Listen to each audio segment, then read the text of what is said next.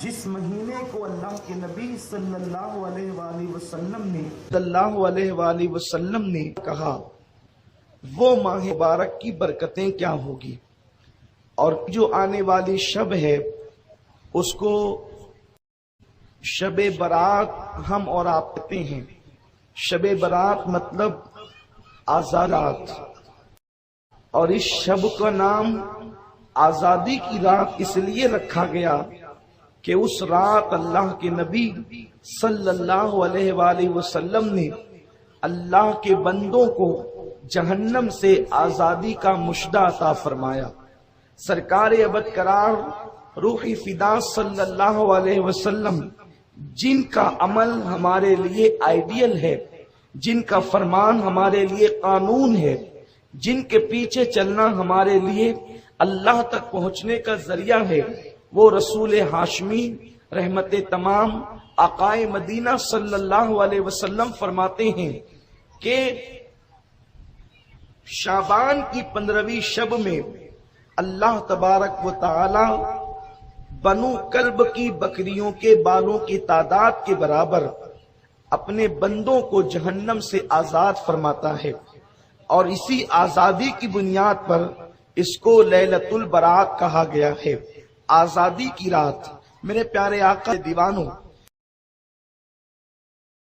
यहां पर इस वक्त कुछ लोगों को मुगालता है कि आखिर ये शबे बरात का सबूत कहां से है, शबे बरात कहां से है।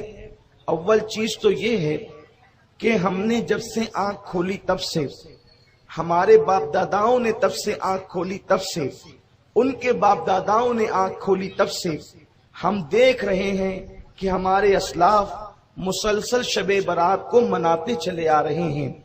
यानी जो दौरे रिसालत से करीब तर था, उस दौर में शबे बरात को मनाया जाता था। यानी 15वीं शब को अल्लाह ताला की इबादत की जाती थी, नवाफिल का एहतमाम किया जाता था, रब की बारगाह में तौबा और इस्तिगफार किया जाता था। मेरे प्यारे आका सल्लल्लाहु अलैहि वसल्लम के प्यारे दीवानों, लेकिन कम नसीबी ये है कि जैसे जैसे जमाना, जैसे जैसे लोग अल्लाह के नबी सल्लल्लाहु अलैहि वसल्लम से दूर होते जा रहे हैं, आकाए करीम के जमाने से जमाना दूर होता जा रहा है, महरूमियां बढ़ती जा रही है, इस्लाम से ताल्लुक कमजोर से कमजोर तर होता जा रहा है। इस दरमियान में शैतान ने हमारे दरमियान ऐसे फितने, फिस्क व फुजूर पैदा कर दिए कि अब शुकूक व शुबहात पैदा हो रहे हैं।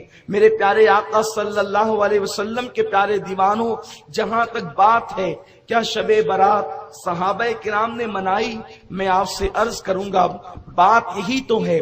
हमने दरअसल हदीस का मुताला नहीं किया, अहदीस पर निगाहें हमारी नहीं है। अगर हम कुरान और हदीस का बड़ी बारीक बीनी के साथ मुताला करेंगे तो पता चलेगा। आप देखें, एक मिसाल के जरिए से समझाता हूं कि एक मर्तबा अल्लाह के नबी सल्लल्लाहु अलैहि वसल्लम की महफिल में एक बदबू जाहिर हुई, एक भयानक बदबू जाहिर हुई। आकाए करीम सल्लल्लाहु अलैहि वसल्लम के सहाबा उस बदबू से बेचैन हो गए। सरकार हो,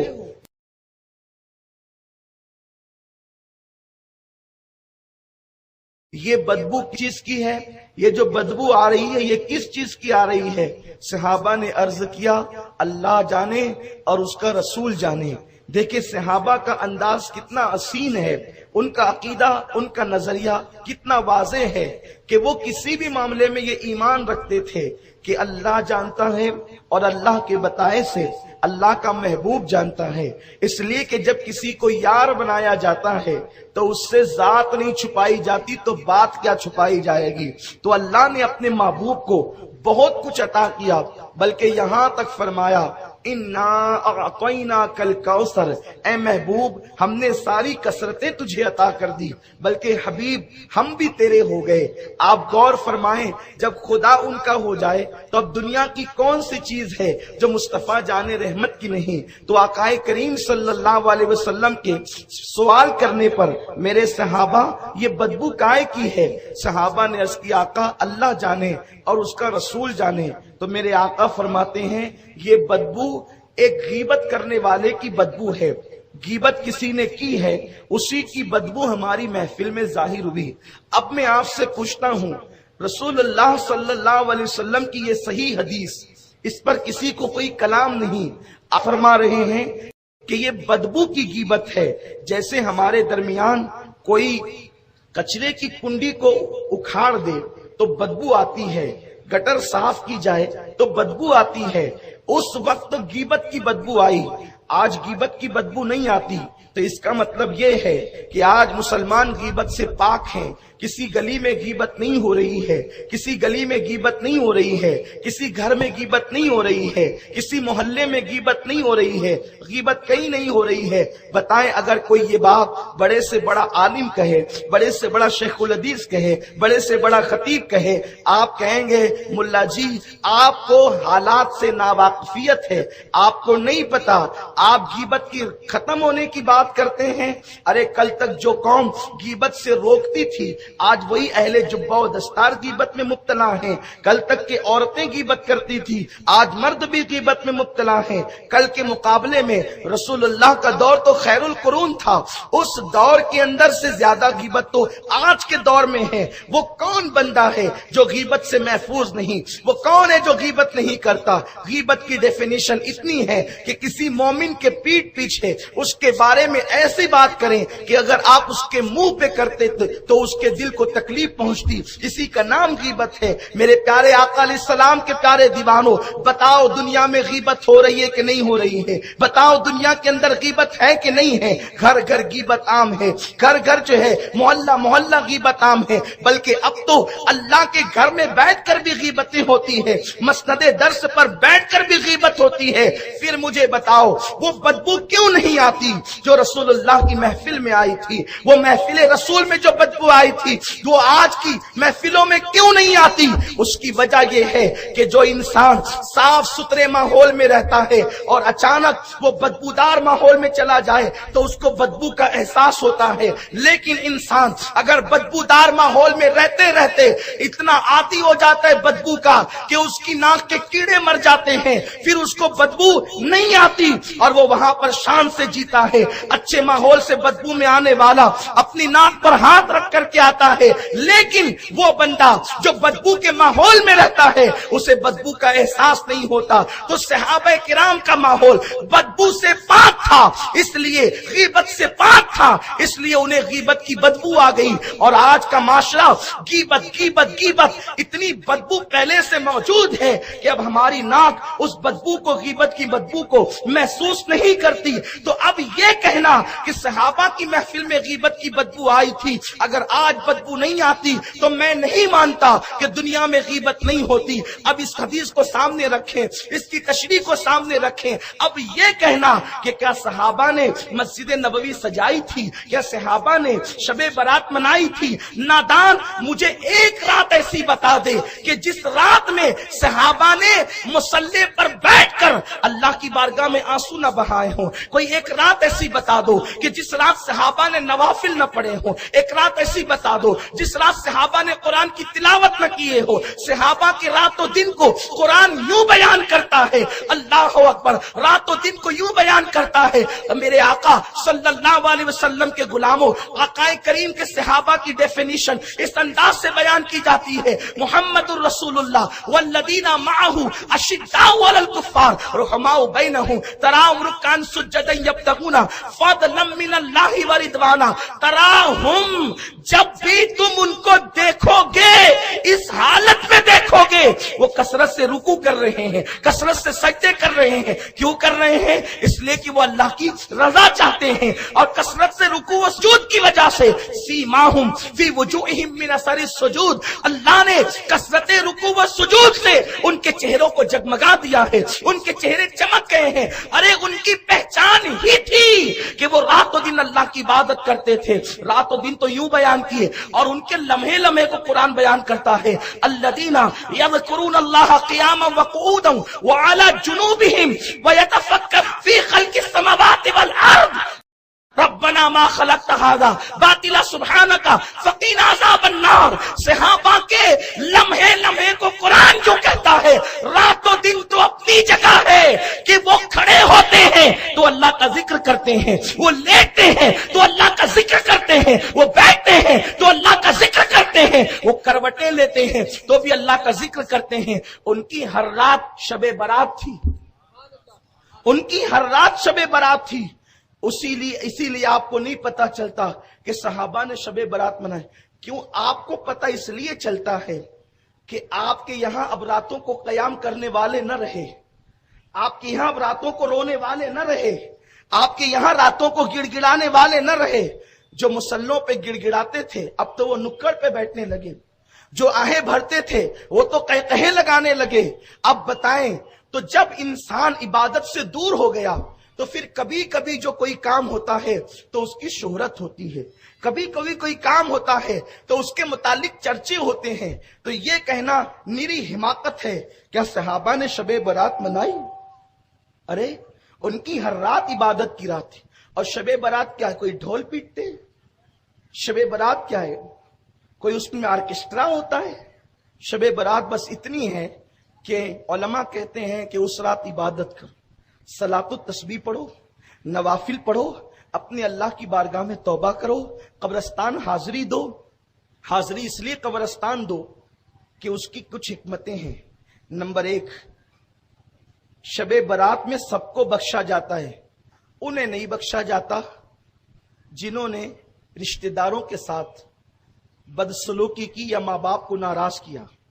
तो जो जिंदा रिश्तेदार है वो तो उनसे मिलकर माफी मांगता है, और जो कब्रों में रिश्तेदार सो रहे हैं वहां जाकर उनकी मगफिरत की दुआ करता है, तो वहां उनका दिल खुश होता है। पहली हिकमत। दूसरी हिकमत यह है कि शबे बारात में साल भर के मुर्दों की लिस्ट सहाबा को, फरिश्तों को दी जाती है कि इतने इतने लोग इस साल इंतकाल करेंगे।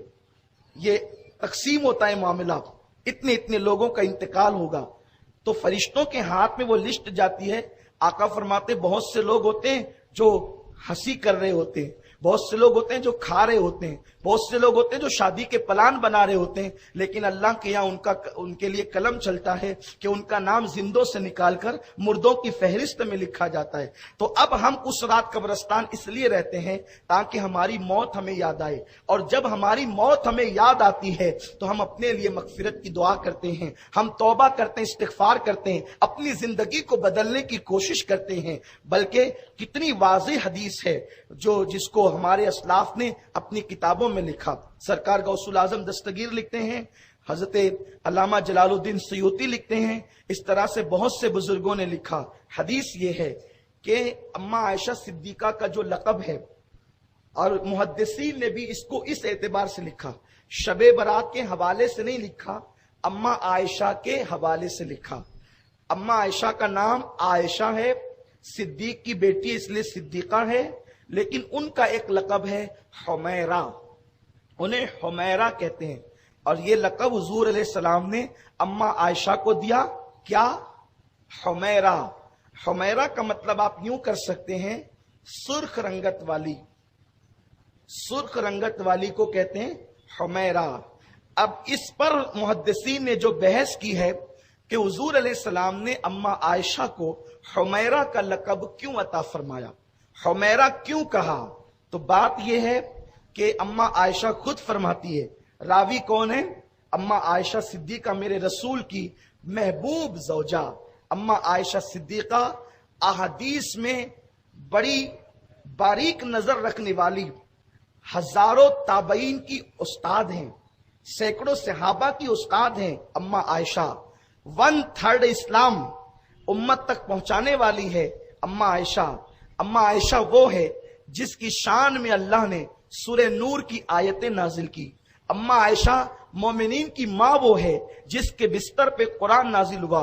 कायनात की कोई औरत जनाब हव्वा से लेकर के आज तक, आज से लेकर कयामत तक کوئی عورت نہ پیدا ہوئی ہے نہ پیدا ہوگی جس کے بستر پہ قرآن نازل ہوا۔ یہ اماں عائشہ کا بستر ہے کہ حضور اس بستر پہ موجود ہوتے اور اللہ کا کلام نازل ہوتا۔ یہ بھی میرے نبی کی شان ہے۔ موسیٰ اگر توریت چاہیے طور پر آ کر لے جاؤ، عیسیٰ انجیل چاہیے فلاں مقام پر آ کر لے جاؤ، لیکن قربان میرے مصطفیٰ کی شان یہ ہے، محبوب قرآن چاہیے تجھے نہیں آنا، تو جدھر جائے گا قرآن بھی تیرے پیچھے پیچھے آئے گا، قرآن تیرے پیچھے آئے گا۔ محبوب تو حرم کعبہ میں ہوگا تو قرآن وہاں بھی آئے گا، تو مدینہ طیبہ میں ہوگا قرآن وہاں بھی آئے گا، تو احد میں ہوگا قرآن وہاں بھی آئے گا، تو بدر میں ہوگا قرآن وہاں بھی آئے گا، حتیٰ کہ تو عائشہ کے حجرے میں بستر پہ آرام کر رہا ہوگا قرآن وہاں بھی آئے گا۔ لیکن قرآن تو اللہ کا کلام ہے۔ آپ توجہ فرمائیں اپنے نبی کی شان کیا ہے۔ سب سے بڑا مسئلہ یہی ہے کہ اس امت نے اپنے نبی کے مرتبے کو فراموش کر دیا۔ بس پتا نہیں یہود و نصارہ نے کیسے کانٹے تمہارے درمیان بو دیے، اب تمہارے اندر ملاپ کی کوئی گنجائش نظر نہیں آتی، اتنی گندگیاں بو دی گئی، اب ایک دوسرے سے ملنے کا کوئی وقت تمہیں نہیں ملتا، اس لیے کہ یہود و نصارہ کی فکر تھی مسلمانوں کے دل میں نبی کے لیے شکوک و شبہات ڈال دو اور اس قوم کو نبی سے اتنا دور کر دو کہ یہ قوم ٹکڑیوں میں بٹ جائے، یہ قوم فرقوں میں بٹ جائے، اور تمہیں فرقوں میں بانٹ دیا گیا۔ مسلمانوں فرقوں میں بٹنے کا وقت نہیں ہے، اس وقت تو نبی پاک صلی اللہ علیہ وسلم کو اللہ نے جیسا بنایا ہے اس عقیدے پر متحد اور متفق ہونے کا وقت ہے۔ زمانہ تمہیں مٹانے کے چکر میں ہے، بیت المقدس خطرے میں ہے، حرمین شریفین خطرے میں ہے۔ اس وقت ٹکڑی اور فرقوں میں بٹنے کا ٹائم تو نہ تھا، اس وقت تو وقت وہ تھا کہ ابو بکر عمر عثمان و علی کا، سعد و سعید کا، طلحہ و زبیر کا جو عقیدہ تھا تم اپنے انانیت کے بت توڑ کر صحابہ کے عقیدے پر آ جاتے اور ہاتھ میں ہاتھ ملا کر اسلام کا جو ہے وہ تحفظ کرتے۔ لیکن ہائے تمہارے درمیان ایسے پیٹ کے پجاری پیدا ہو گئے جو تمہیں ملنے نہیں دیتے، ملنے سے تمہیں روکتے ہیں۔ اگر تم آگے بڑھتے ہو حق کی طرف تو کبھی شرک کا خوف دلایا جاتا ہے، کبھی بدعت سے دھمکایا جاتا ہے۔ یاد رکھو، آپ دیکھو اپنے نبی کی شان کیا ہے۔ اللہ اکبر، توریت صرف توریت ہے اور اس کے علاوہ اس کا کوئی نام نہیں ہے، لیکن قرآن اللہ کا کلام ہے، اس کی کچھ صورتیں مکی ہیں، کچھ صورتیں مدنی ہیں۔ لوگ کہتے ہیں یہ مکی مدنی صورتیں کیا ہیں، مکی مدنی صورتیں کیسے ہو گئی؟ ارے وہ تو کلام اللہ کا ہے، اللہ مکان سے پاک ہے، نہ اللہ مکی ہے نہ اللہ مدنی ہے، پھر اس کا کلام مکی مدنی کیسے ہو گیا؟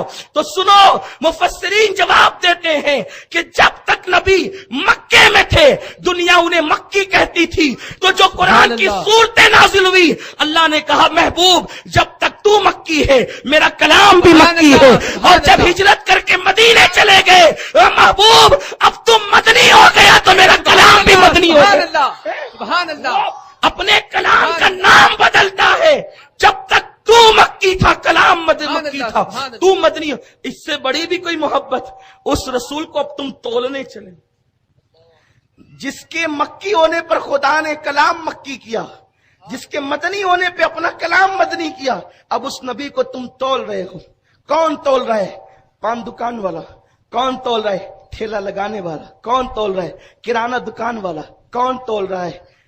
جسے سہائے ستہ کا نام لینا نہیں آتا، جو سہائے ستہ کو سہائے ستہ کہتے ہیں، امام بخاری کا نام جنہیں نہیں پتا وہ نبی کو تول رہے ہیں۔ وہ خدا ہو کر کہتا ہے محبوب میں تو زمان و مکان سے پاک۔ دیکھ رہے محبت کا تقاضا تو دے، خدا ہو کر کلام کا نام بدلا، خدا ہو کر کلام کا نام بدلا اور بتا دیا کہ دیکھو میں اللہ ہو کر اتنا پیار کرتا ہوں، تجھے بندہ ہو کے کتنا کرنا چاہیے۔ وہ بے نیاز ہو کے اتنا پیار کرتا ہے، تجھے کتنا کرنا چاہیے۔ لیکن افسوس ٹکڑیوں میں مت بٹو، حق کی طرف آؤ، حق کے متلاشی بنو، سچائی کی طرف آؤ۔ اس لیے کہ اگر آپ یہ کہتے ہیں کہ کسی حدیث میں شبیہت نہیں ہے، میں کہتا ہوں یہ کہنے کا حق تو ابو بکر صدیق کو، ابو بکر صدیق کے سامنے بھی نہیں تھی۔ وہ لوگ تو یہ کہتے واللہ و رسولہ عالم، صدیق کہتے ہیں اللہ جانے اللہ کا رسول جانے، اور آپ کہہ رہے ہیں جنہیں استنجا کی سنتیں نہیں معلوم، کسی حدیث میں نہیں ہے۔ میرے پیارے تو نے حدیثیں کتنی پڑھی یہ تو بتا، کون کون سی پڑھی یہ تو بتا۔ اما عائشہ تک کے ہر حدیث نہیں پہنچی، جو جان نازل ہوا اس تک سب حدیث نہیں پہنچ۔ سیدہ کائنات جس کے لیے رسول اللہ نے فرمایا الفاطمۃ بدغۃ منی، جگر کا ٹکڑا ہے، اس سیدہ فاطمہ تک ہر حدیث نہیں پہنچی، کیونکہ حضور علیہ السلام حدیث ہیں، آقا جہاں بیٹھ گئے کہنے لگے، جو کہہ دیا وہی حدیث ہو گئی۔